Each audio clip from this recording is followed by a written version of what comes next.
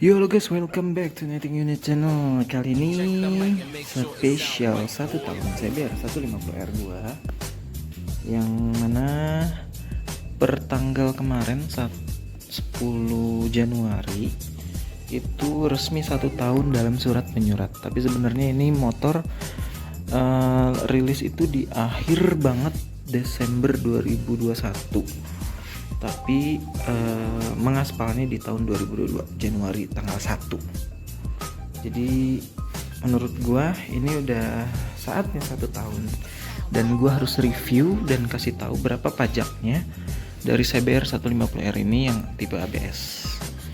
Nah, kebetulan gue juga tadi abis dari Samsat. Sayangnya gue udah ngerekam sih tadi proses gue datang ke Samsat itu seperti apa. Ini adalah STNK barunya, belangko yang belakang ya, atau ESSKPD gitulah namanya, gue lupa. Nah itu ini STNK-nya.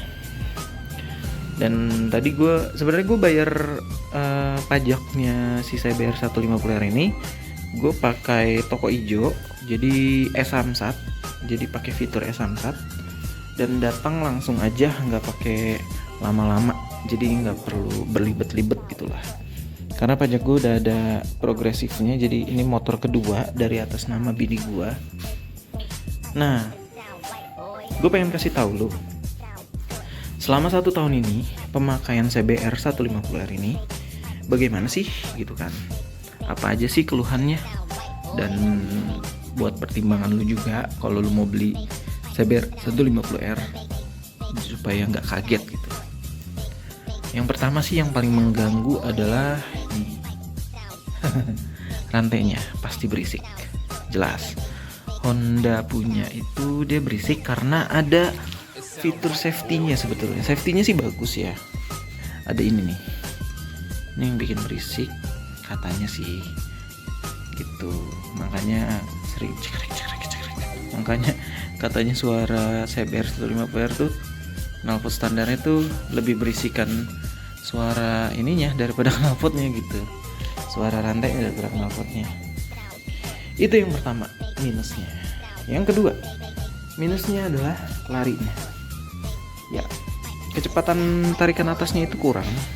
Makanya gue kemarin bisa dilihat di video konten gue di sini. Ini konten videonya, gue udah nge-remap ECU ini, nge-remap ECU motor CBR ini di Mahindra Motorsport supaya tarikan atasnya dapet dan bisa teriak sampai 13.000 rpm. Buat safety atau buat durability sih sebenarnya nggak direkomendasiin ya, gue nggak rekomendasiin. Tapi kalau buat kesenangan berkendara, gue sangat rekomendasiin karena emang berasa banget bedanya sebelum dan setelah remap ECU. Itu. Terus apa lagi ya? Yang ketiga, minusnya dari CBR 150R ini apa ya? Nggak ada lagi sih kayaknya, jarang. Kalau rangka ini wajar lah. Ini kan namanya inovasi dari Honda. Masa iya harus ngikutin Yamaha pakai Delta Box? Sebenarnya bukan ngikutin Yamaha juga sih. CBR tipe yang pertama-tama yang impor Thailand dulu itu pakai Delta Box, atau kalau di Honda itu disebutnya Twin Spar. Kalau merek dagangnya Yamaha Delta Box. Itu sih. Rangka gue nggak masalah sih. Rangka kayak gini keren loh menurut gue. Jadi lebih agile gitu, terus lebih enteng buat salip menyalipnya gitu sih. Udah itu aja paling yang gue nggak suka selama 1 tahun menggunakan CBR 150R ini. Dan gue pengen cerita tentang berapa sih bang, ada yang nanya kan ya, bang berapa nih pajak CBR 150R selama setahun. Nah ini gue kasih tahu nih, jangan kaget ya.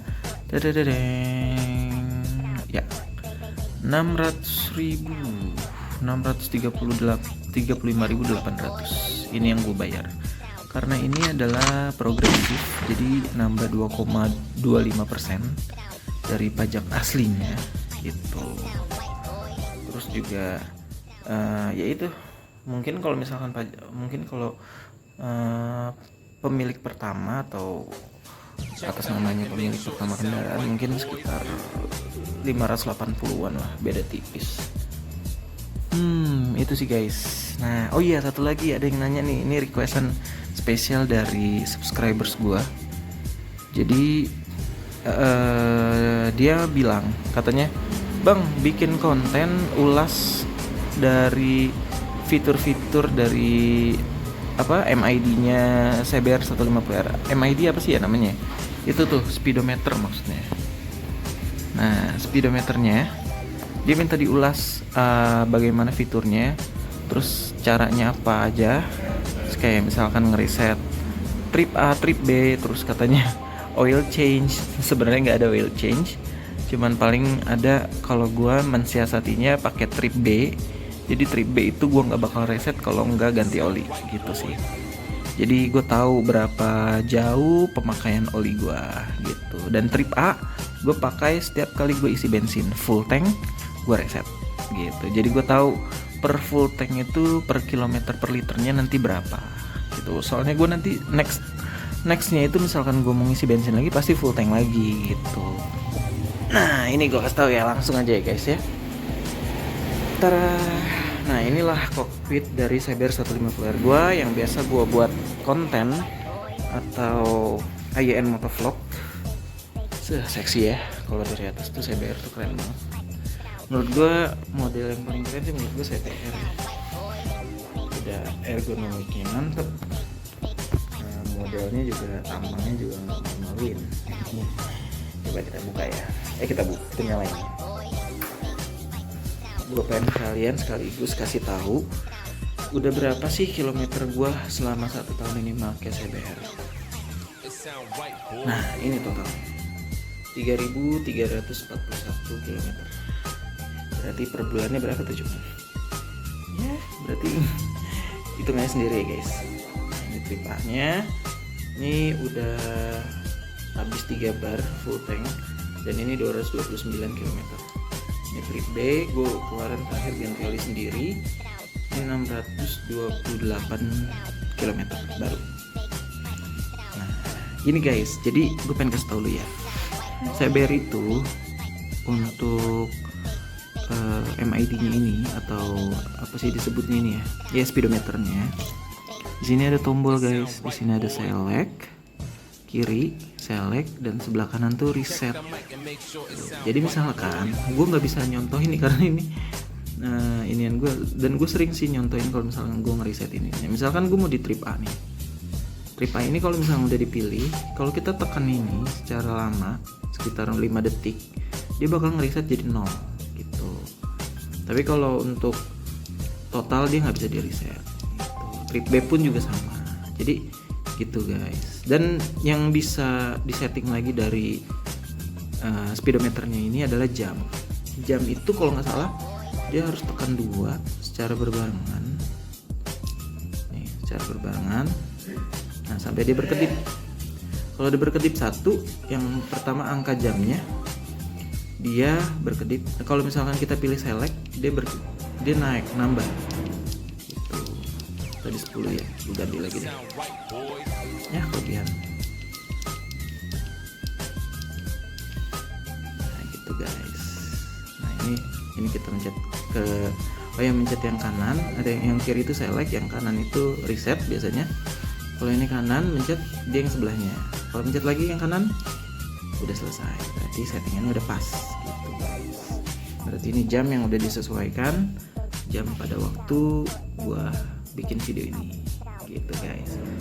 Udah ya, terbayarkan ya untuk fitur-fitur dari trip A, trip B, dan total dan jam di speedometer CBR ini. Nah gitu. Kalau mensiasati oil change, kan di sini nggak ada pilihan oil change ya. Gue tuh selalu ngisinya itu di trip B. Jadi setiap kali ganti oli, trip B ini gue harus reset. Jadi gue tahu nanti kedepannya udah berapa jauh itu oli dipakai gitu guys. Nah di sini ada karena ini yang tipe ABS, jadi ada sensor ABS-nya netral, dan ini lampu sein kiri kanan, sama cek engine, terus sama ini lampu jauh gitu guys. Tuh lampu jauhnya. Oke, kayak gitu dulu guys. Palingan sekian dulu, terima kasih udah nonton sampai habis. Kalau misalkan ada yang mau nanya-nanya terkait CBR 150 Player atau terkait pajak CBR 150 Player ataupun yang lainnya, coba tanyakan aja. Jangan lupa di like, share, dan subscribe untuk channel gue. Dan jika ada pertanyaan ataupun masukan atau saran, ramaikan di kolom komentar, oke? Sampai jumpa di video-video berikutnya. Assalamualaikum warahmatullahi wabarakatuh.